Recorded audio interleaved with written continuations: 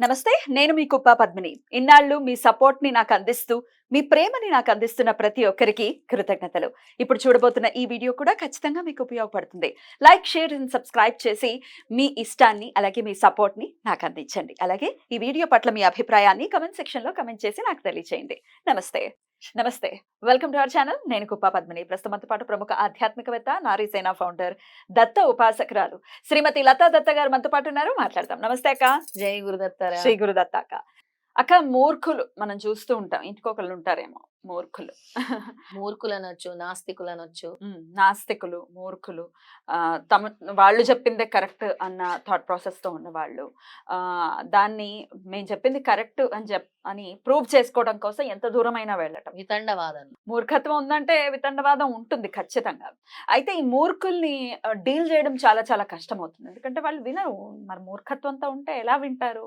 వాళ్ళని ఎట్లా లైన్‌లో పెట్టాలి? అంటే పిల్లలు మూర్ఖంగా ఇప్పుడు ఇది చెయ్యి అనంటే ఎవరు చెప్పారు? ఎక్కడ చెప్పారు? ఎక్కడుంది? ఎలా ఉంది? ఇట్లాంటి క్వెషన్స్ అన్నీ వస్తూ ఉంటే తల్లిదండ్రులకు తెలియచ్చు, తెలియకపోవచ్చు. అనుభవం రీత్యా తల్లిదండ్రులు చెప్తారు. నువ్వు ఇలా ఉండాలి, ఇలా ఉండాలి. ఇదేం రాజ్యాంగంలో రాసుంది అనంటే ఇన్నోసెంట్‌గా ఉన్న వాళ్ళకి చెప్పటానికి తెలియకపోవచ్చు.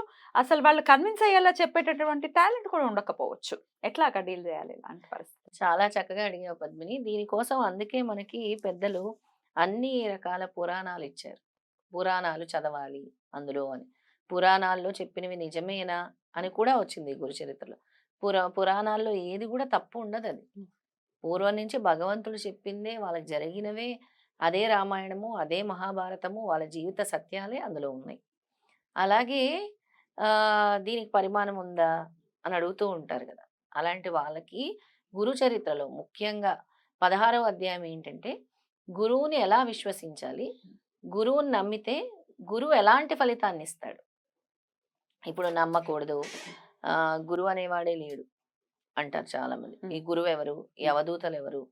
ఆహ్, ఇంకా చాలా అంటే చాలా చాలా మాట్లాడే వాళ్ళకి బాధేస్తుంది. అంటే వందల సంఖ్యలో ఉన్నారు భారతదేశంలో అవధూతలు కదా! వందల సంవత్సరాలు ఉన్న వాళ్ళు కూడా ఉన్నారు. వందల ఇప్పుడు కూడా సంవత్సరాలు ఉన్నారు. హిమాలయాలెళ్ళి నా నెక్స్ట్ ప్రాజెక్ట్ అదే పద్మిని. నా డ్రీమ్ అది. నా హ్మ్. లైఫ్ టైమ్ డ్రీమ్ ఏంటి తెలుసా? హ్మ్. ఇంకొక 5, 6 సంవత్సరాల తర్వాత హిమాలయాస్‌లో రిసర్చ్ చేసి పవర్ ఆఫ్ హిమాలయ యోగీస్ అని నాకు తెలుసుకోవాలంది. అంటే ఎంతవరకు నేను తెలుసుకోగలనో మరి అది కూడా దైవేచ్ఛే. అది భగవంతుడు ఎందుకు ప్రేరేపిస్తున్నాడో కూడా తెలీదు. ఎందుకంటే ముందు తరాలకు అవసరం అని అనిపించింది. ముందు ఎలాంటి తరం రాబోతుంది అంటే కంప్లీట్‌గా సైన్సే అంతా కూడా సైన్స్‌తోనే సైన్స్ జరుగుతుంది. టెంపర్‌మెంట్ పెరిగిపోతుంది. సైన్స్‌దే జరుగుతుంది. అన్నీ సైన్స్‌తోనే జరుగుతున్నాయి అనేటువంటి కాలం హ్మ్. రాబోతుంది. కానీ భగవంతుడు మనకి జన్మిచ్చాడు. భగవంతుడే ఈ సృష్టి. ఈ పంచభూతాలు భగవంతుడే అని జ్ఞానాన్ని కోల్పోతాం. అంటే అలాంటి పరిస్థితి మనం అది కలియుగ మాయ. కలిపురుషుడి ప్రభావం. ప్రతి ఒక్కరు కూడా గురు చరిత్రలోని 16వ అధ్యాయం చదవాలి ముందు. అంటే మూర్ఖులుగా మారక ముందే మీరు కళ్ళు తెరుచుకొని ఈ అధ్యాయం చదివితే బావుంటదనుకుంటున్నాను. ఒకసారి అందులో చెప్తారా? కొన్ని కొన్ని అంశాలు నేను చదివి వినిపిస్తాను. అది ఎకరాల చదవండి. భరద్వాజ గారు రాసినటువంటి గురు చరిత్ర గురు చరిత్ర గ్రంథంలోని. గ్రంథంలోని 16వ అధ్యాయము ప్రస్తావన. అధ్యాయం 16 గురు చరిత్ర. శ్రీ గణేశాయ నమః, సరస్వతీ నమః, శ్రీ గురుభ్యో నమః. అద్వితీయమైన భగవంతుడు సృష్టి ఆద్యతలో నేను అనేకమగుదును గాక అని సంకల్పించారు. తన వినోదార్థం ఈ అనంత సృష్టి జాలాన్ని రచిస్తాడు. అయినా సకల కళ్యాణ గుణ నిధి అయిన పరమాత్మ యొక్క ఇట్టి సంకల్పం కూడా జీవులందరికీ ఒక విధంగా శ్రేయస్కరమే. ప్రళయానికి పూర్వము సర్వజీవులు ఎటువంటి సంస్కారాలని కర్మఫలాన్ని చేకూర్చుకున్నాయో వాటి నుండి తిరిగి ఆ జీవులు సుఖ దుఃఖాది అనుభవాల ద్వారా శుద్ధం అవటానికి ఈ సృష్టి రచన ఒక చక్కని అవకాశం అని భగవంతుడు చెప్తున్నాడు. కానీ అజ్ఞానబద్ధులైన ఈ జీవులు పూర్వకర్మ ఫలానుభవం పూర్తయ్యే లోపల ద్వంద్వాల ప్రభావం చేత మరలా కర్మ సంశయాన్ని పెంచుకుంటున్నాయి.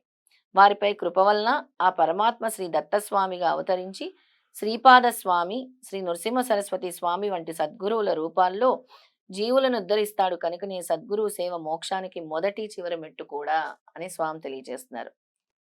సద్గురువు త్రిగుణాత్మకుడు. అదే ఆదిగురు దత్తాత్రేయ స్వామి. అయితే ఈ విశ్వమంతా ఆయన రూపమే. గురుభావంతో దేనిని అచంచలమైన దీక్షతో సేవించినా మానవుడు గమ్యాన్ని చేరుకోవచ్చు. సేవించడానికి తగిన సంస్కారం బలం ఉండాలి.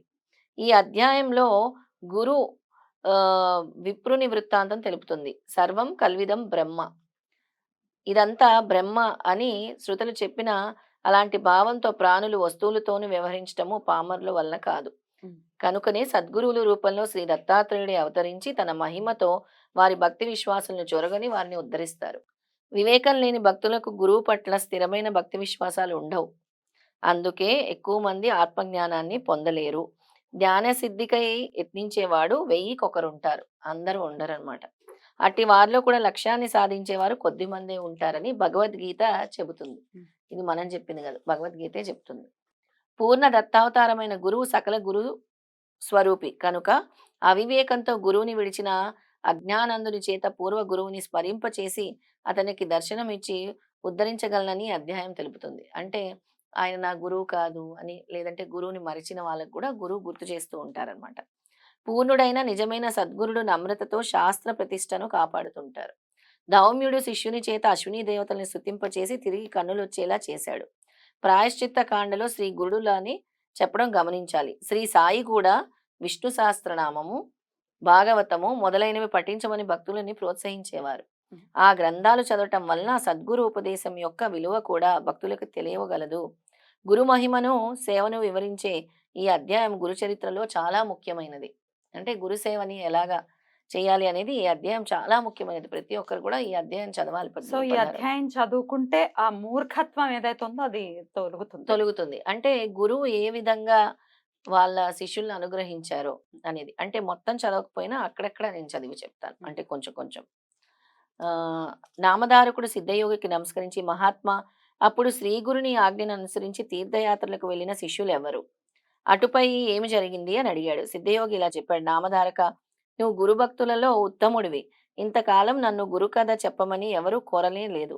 నా మనసు నిప్పు గురిపినట్లు నీవిప్పుడు ఆయన గురించి ఇంత ఆసక్తితో అడుగుతుంటే నీకు చెబుతుండడం వల్ల ఆయన కథలు గుర్తు తెచ్చుకున్న నా మనసు మేలుకొన్నట్లు అవుతుంది అని చెప్పారనమాట. అని చెప్పి ఈ కథని ఆరంభించారు. స్వామి, నేను ఆత్మస్థితికై ఎంతో కాలం తపస్సు చేసినా కానీ నా మనసు ఏ మాత్రము ప్రశాంతత లేదు. ఆత్మస్థితి కానీ మీ దర్శనం చేతనే నాకెంతో ఆనందం కలుగుతున్నది. నా మనసు స్థిర అవ్వకపోవడానికి కారణం ఏమిటి అని అడుగుతాడు. చాలా మంది మనసు స్థిరం అవ్వదు కదా. మీరు లోకాన్ని తరింప చేయడానికి అవతరించిన దైవ స్వరూపులు. నన్ను అనుగ్రహించి నాకు తగిన ఉపదేశం చెయ్యండి. మిమ్మల్ని శరణు వేడుతున్నాను అన్నారు. శ్రీ గురుడు నవ్వి, నాయన, నీవు గురువుని ఆశ్రయించకుండానే తపస్సు ఎలా చేశావు? గురువు లేనిదే తపస్సు చేయకూడదు కదా అని అడిగారు. అతడు కన్నీరు కారుస్తూ, స్వామి, మొదట నేను ఒక గురువుని ఆశ్రయించి చాలా కాలం సేవించాను. కానీ ఆయన నా చేత అన్ని సేవలు చేయించుకుంటూ నన్నెప్పుడూ తిడుతుండేవారు. కానీ నాకేమీ నేర్పలేదు. ఎప్పటికప్పుడు నీకింకా బుద్ధి రాలేదు, స్థిరం కాలేదు అని తిడుతూ ఉండేవారు.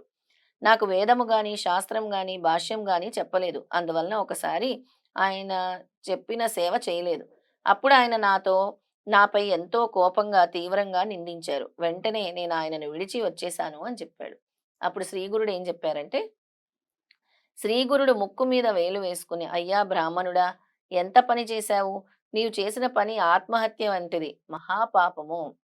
నిజానికి నీవే నీలోని దుర్గుణాలను తెలుసుకోలేకున్నావు. గురువును నిందిస్తున్నావు. నీకింకా మనసు నిశ్చలం ఎలా అవుతుంది? గురువుని నిందిస్తే మనసు నిశ్చలం ఎలా అవుతుందని సాక్షాత్తు గురువే చెప్తున్నారు. ఆయనే చెప్తున్నారు. దొరికిన కామధేను వంటి గురువుని విడిచి నీవెక్కడికి పరిగెడితే మాత్రం నీకు జ్ఞానం ఎలా లభిస్తుంది అని గురువే చెప్తున్నారు.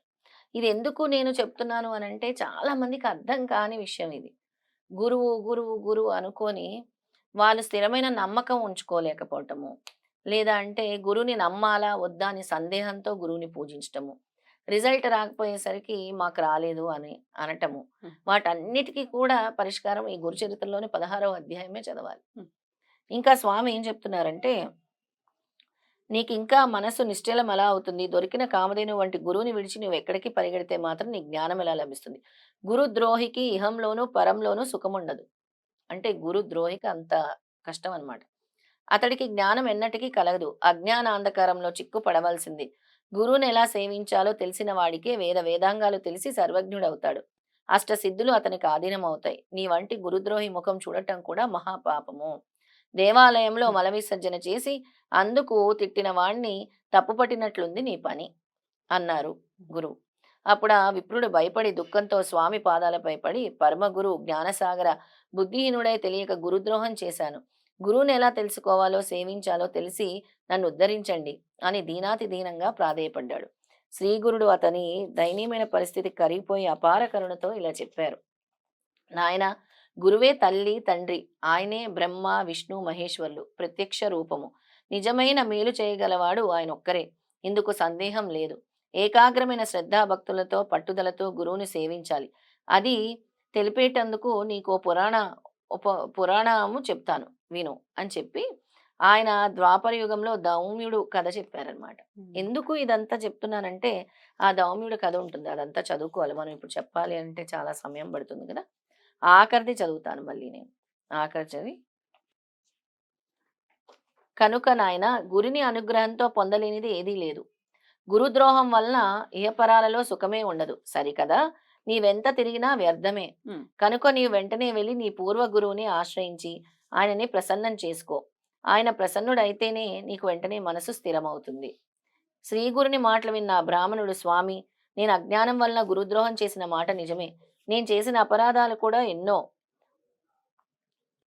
ఇక నేను బ్రతికి ప్రయోజనమేమి? నా పాపానికి పరిహారంగా నా ప్రాణాలు విడుస్తాను అని తీవ్రమైన పరితాపంతో ఆత్మహత్యకు సంసిద్ధుడయ్యాడు.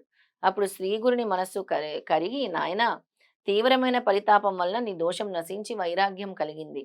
ఇప్పుడు నీ గురువుని మనసారా స్మరించు అని చెప్పి అతన్ని ఆశీర్వదించారు.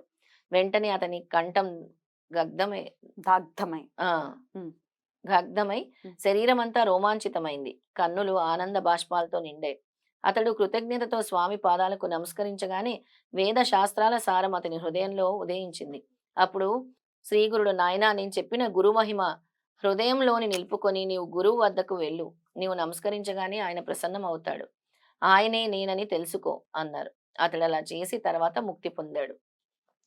ఇలా 1 సంవత్సర కాలం వైద్యనాథంలో నివసించి తర్వాత శ్రీ నృసింహ సరస్వతి దేశ సంచారం చేస్తూ కృష్ణా తీరంలో ఉన్న బిల్లవాటి గ్రామంలో భువనేశ్వరి దేవి సన్నిధి చేరి అచట కృష్ణావేణి సంగమంలో పడమట తీరాన ఉన్న ఔదంబర వృక్షం కింద కొంతకాలం గుప్తంగా నివసించారు. ఇక్కడ స్వామి ఏం చెప్తున్నారు అని అంటే, గురు నింద, గురువు లేడు, లేదంటే పలానా అవధూత గురువు కాదు, లేదంటే పలానా షిరిడి సాయిబాబా గురువు కాదు. నువ్వు సాయిబాబాకు పెట్టిన నమస్కారం అయినా నాకే చెందుతుంది.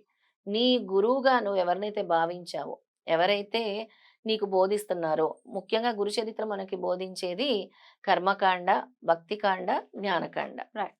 ఇది బోధించడం కూడా గురువే. అంటే వాళ్ళకి నువ్వు నమస్కారం చేసినా కూడా అది త్రిమూర్తులకే చెందుతుంది, దత్తుడికే చెందుతుంది అని స్వామి తెలియజేస్తున్నారు. అది నువ్వు వాళ్ళకి పెట్టిన నమస్కారం కాదు. నువ్వు భావిస్తున్నావు. ఆ జ్ఞానాన్ని వాళ్ళ దగ్గర నుంచి సంపాదించుకున్నావు. ఇప్పుడు బాబా దగ్గర నుంచి ఏం నేర్చుకున్నాం మనం?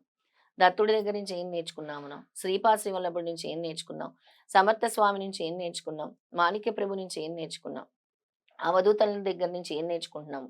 రమణుడిని ఇవాళ నేను చదివాను శ్రీపాద శ్రీవల్లభ చరిత్రలో పొద్దున పద్మిని.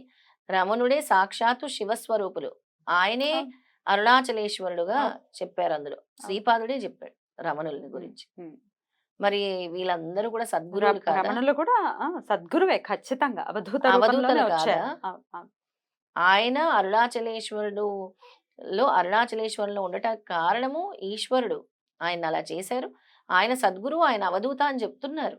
రమణులు సాయి సమకాలికలే ఇంచుమించుగా కదా. ఇంచుమించు. రమణ దర్శనానికి వెళ్తే సాయి దర్శనం అవసరం లేదు, సాయి దర్శనం చేసుకుంటే రమణుల దర్శనం అవసరం లేదంటే వాళ్ళిద్దరికి భేదం లేదు అని చెప్పటం. రమణుల అవును. గురించి చదువుకుంటూ ఉంటే సాయి ప్రస్తావన ఉంటుంది, ప్రస్తావన విశేషంగా. ఉంటుంది. ఉమ్. అయితే వాళ్ళు ఎందుకంటే చూస్తూ కూర్చున్నారా, ఈయన ఫకీరా మహమ్మదీడా అని వాళ్ళు చూస్తూ కూర్చున్నారా, లేకపోతే అందరిలోనూ ఈశ్వరుణ్ణి చూస్తూ ఉన్నారా? అందరిలో ఈశ్వర రూపాన్ని చూడాలని ఇప్పుడు స్వయంగా గురువే చెప్తున్నారు. సిద్ధమునే చెప్తున్నాడు ఇందులో అందరికి. నామధారకుడికి చెప్పేది ఆయనే. ఎంతటి మహాపాపమో ఆయన తెలియజేశారు.